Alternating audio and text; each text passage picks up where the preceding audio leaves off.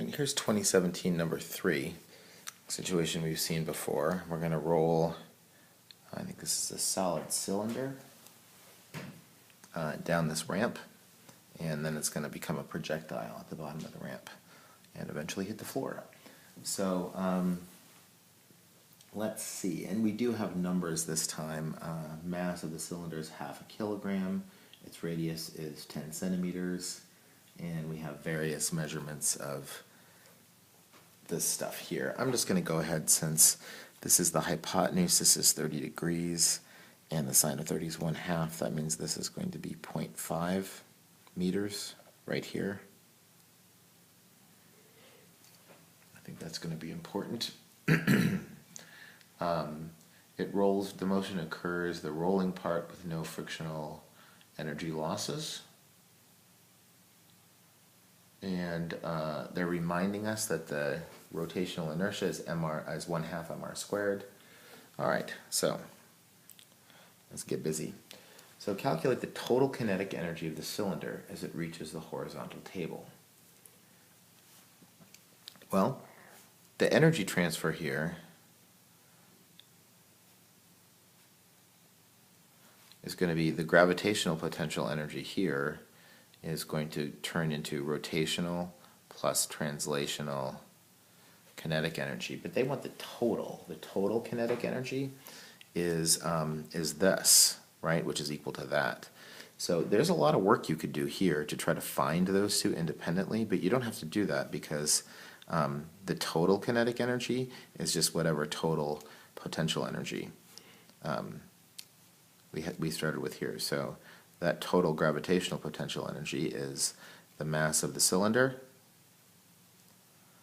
times G times H, which here, let's see, the mass of the cylinder is 0.50 kilograms, and the G and H. So what is that, 2.47 or something? So let's see, that's 0.5 times 9.8 times 0.5, 2.45, sorry. So that's 2.45.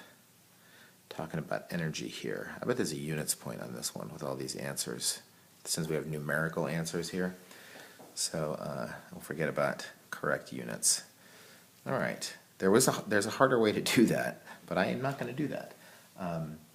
Now they want us to calculate the angular velocity of the cylinder around its axis at the moment it reaches the floor. Well, let's think about this. Since there's no friction going on here or otherwise, then the rotational kinetic energy, the angular velocity of it here is going to be the same. As it goes through the air, it doesn't stop spinning all of a sudden. And there's nothing else, there's no other torque or anything as it just floats as it is a projectile through the air. So the angular velocity here is the same as the angular velocity here. Those are equal to each other. It does not lose any angular velocity. So really what we're looking for is what's the angular velocity here at the bottom of the ramp. And there's a couple ways to do that. I think since we're looking at finding that omega, probably the easiest way is to do energy again. So this, in fact, this is the not easy way that I was thinking about of doing this. Now we're going to have to do the not easy way to find this. So mg H, rotational kinetic energy is 1/2 I omega squared. Translational is 1/2 m v squared, and that v is equal to omega times r. I'm going to make that substitution here. All right, so let's see if we can get all that to work out. So M, mass of cylinder, is half a kilogram times 9.8 times the height. In fact, they're kind of walking us through things. That's this thing that we just found here. So we already had that part done. I got 1/2 times I, which is 1/2 mr squared times omega squared plus 1/2 times m times v squared, which is omega squared times r squared. Making that substitution. I don't know, maybe it's better to make that substitution and simplify this sum first and try to solve for omega. I don't know. It's up to you. We have all the numbers here, so this is 2.45 over here. Maybe I'll just do it both ways so you can see how that works both ways. And then I've got 1/2 times 1/2 times 1/2 times 0.1 squared. So 1/2 times 1/2 times 1/2 times 0.1 squared. Oh dear, that's not what I meant.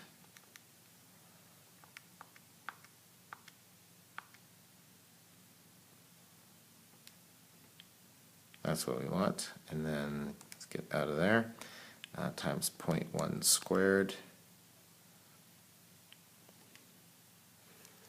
That's 0.00125 omega squared plus, and then I've got 1/2 times 1/2 times 0.1 squared. So that's the same as that, except that, and that's 0.0025 omega squared. So adding those together,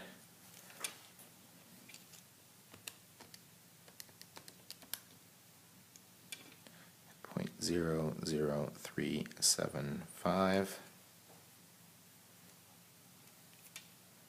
omega squared equal to 2.45.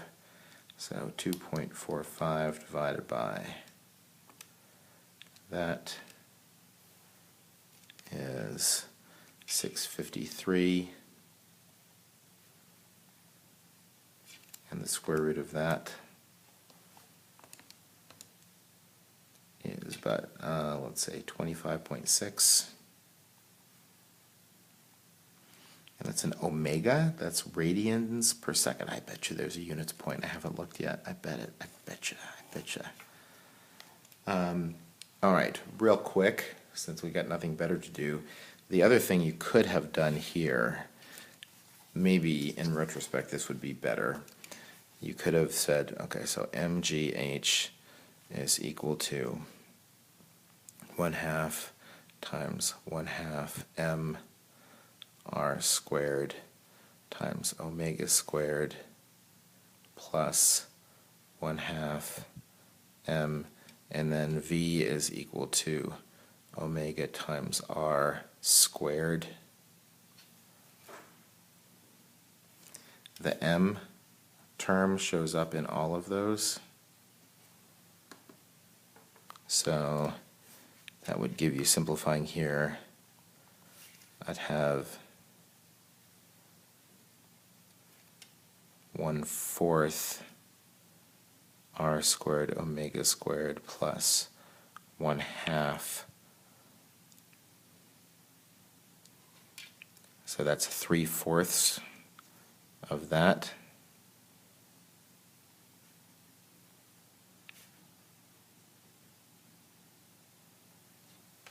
So omega would be equal to 4/3 GH, the r squared on the bottom, and then I have to take the square root of that. So if there were no numbers in this problem, that's the expression that we would get there. And we can just double check our answer here and see that we've got, looking for the square root of 4g h over 3r squared. And there it is, same thing. All right, so there's two different ways to get you to that answer. That's a big part. We'll look at the scoring guide in a minute, maybe. I bet that's got to be worth 4 points anyway, at least I would think, for all that trouble. C, calculate the ratio of the rotational kinetic energy to the total kinetic energy for the cylinder at the moment it reaches the floor.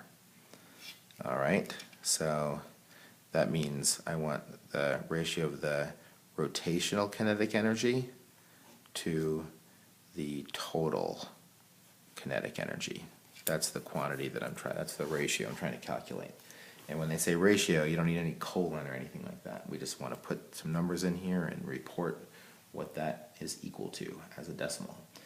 So, the total kinetic energy for the cylinder at the moment it reaches the floor. Now, well, there's a couple things to say about this. Here, this rotational kinetic energy, I think we already know what that is, right? We've already done that. That's 2.45 joules. The total kinetic energy when it reaches the floor. There's easy and harder ways to do that. But the easiest way is to recognize here that when it starts here and when it gets to the floor, if we treat this like the lowest position here, then the potential energy is still going to just be equal to these. So this total here of the energy here is equal to all of the gravitational potential energy for this whole way down. So that the total kinetic energy is just equal to m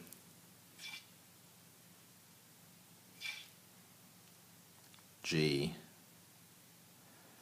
h, and now the h we're talking about when it gets to the floor is the total. That's 1.25 meters. Sorry, I should either put units on everything or not. I can mix and match there. And I did there, so sorry. Let me scratch that too. So that ratio, 2.45, it better be a number less than 1, right? Divided by, because this can't be, the rotational kinetic energy here can't be less than the total energy here. Can't be more than, rather. So 0.5 times 9.8 times 1.25. And you know, in retrospect here, if this was how much... oh, hold on a second. Did I just mess this up?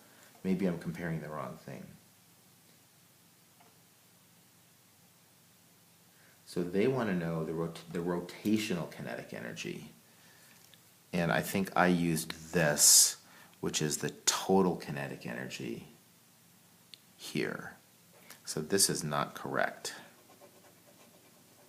The rotational kinetic energy that it has is 1/2 I omega squared, where this is the omega that we just found here, right? So once again, you know, we found something here that we're going to use immediately in the next bit. This bottom part is fine, but here they didn't want the total kinetic energy here, they just wanted the rotational. So I think I just need to really quickly calculate this. Sorry for the mess. So that's 1/2 I as 1/2 m r squared times 25.6 squared. All right, so let's try that. Sorry for the confusion there. So on top we have 1/2 times 1/2 times 1/2, and 0.1 squared, familiar numbers, all this, times that 25.6 squared, and then all that is going to be over 0.5 times 9.8 times 1.25. So it looks like that ratio is about 0.13.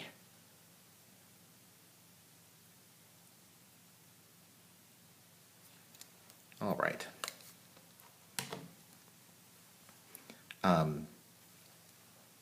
What does that mean? It means that 13% of the total kinetic energy it has at the bottom is the rotational kinetic energy that it has. So that's an interpretation of that. That should be right. Check that against the scoring guide in a minute. All right, I think I'm out of room on that paper. And D, they want us to calculate the horizontal distance D. So to figure out that distance D, this is a projectile where in the vertical direction it's taking off horizontally. It's a mistake that we've been making, some of us. When something takes off horizontally, the initial velocity in the vertical direction is 0. It's not some other velocity.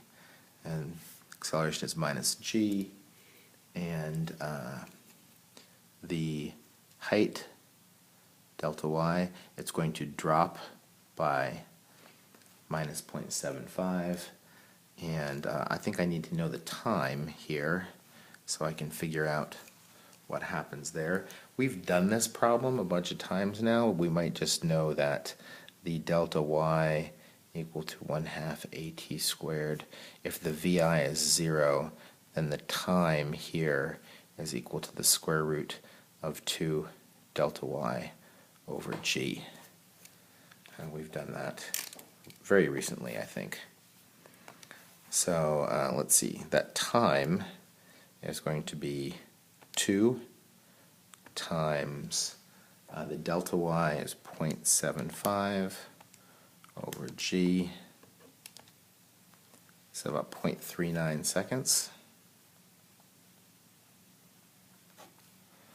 Okay, now we need to know what the horizontal velocity is as it leaves the table. Well, I know the angular velocity. The angular velocity is 25.6 radians per second, and I know that v is equal to omega times r. So v is equal to 25.6 times 0.1. I think I can do that without a calculator. So its linear speed is 2.56 meters per second. So I need this time. So d is equal to the horizontal velocity here times time. That's 2.56 meters per second, and it's going to do that for 0.39 seconds. Oh, look at that, 1 meter.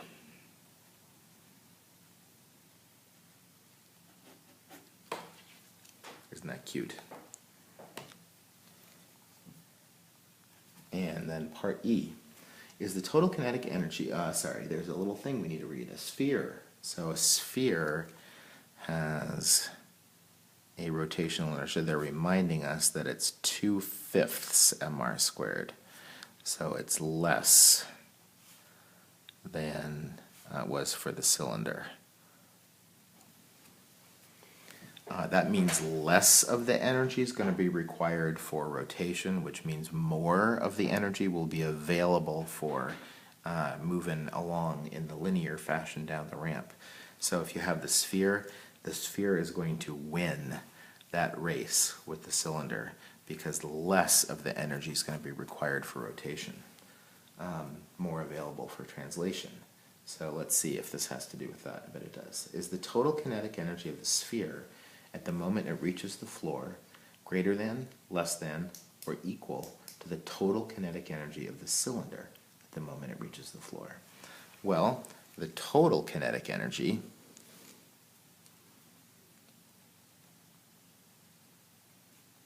regardless of what shape it is equal to that. And so the total is the same, because the UG is the same. The balance between rotation and translation is going to be different, but the total will be the same. Let's see. For 2 is the rotational kinetic energy of the sphere at the moment it reaches the floor greater than, less than, or equal to the rotational kinetic energy of the cylinder at the moment it reaches the floor. So the rotational kinetic energy of the sphere is going to be less energy required here. And as soon as once it leaves the that table, it doesn't change its rotational velocity. It just keeps rotating the same way that it did. So the balance here is, you could say this by way of justification, maybe.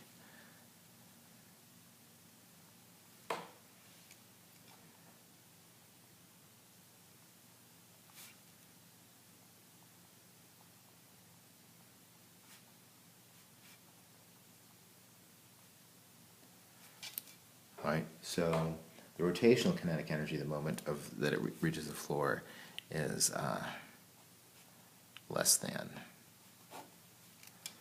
And for 3 is the horizontal distance the sphere travels greater than, less than, or equal. Well, for the same reason,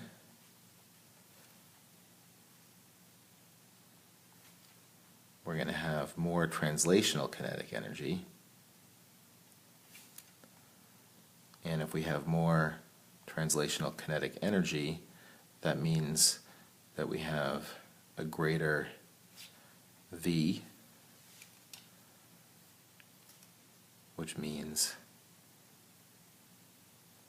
that it goes a greater distance because the time that it takes to fall, since it's still a horizontal launch, is still equal to the square root, is still 0.39 seconds. It's the same. So greater. Look at that. You got a same, a less than, and a greater. Everybody's happy. That was a long problem. Wow. Is that the end? Yes, thank goodness. Let's just take a quick look at the scoring guide and make sure we're good for everything there. 2.45 joules, 25.6 radians per second, 0.133 is good, 1 meter is good, and wow, they had, I can't believe they had 6 points for this part E, 2 for each of those. That is, that's a lot. So we had everything, and I think our justifications are good, but I am surprised that they have that many points for that. Especially this is the 3rd problem, and you might be running out of time. Seems a little bit mean there, but well. And for that big old part C, no, part B was the big one. What did they give for that? Only 3 points for all that.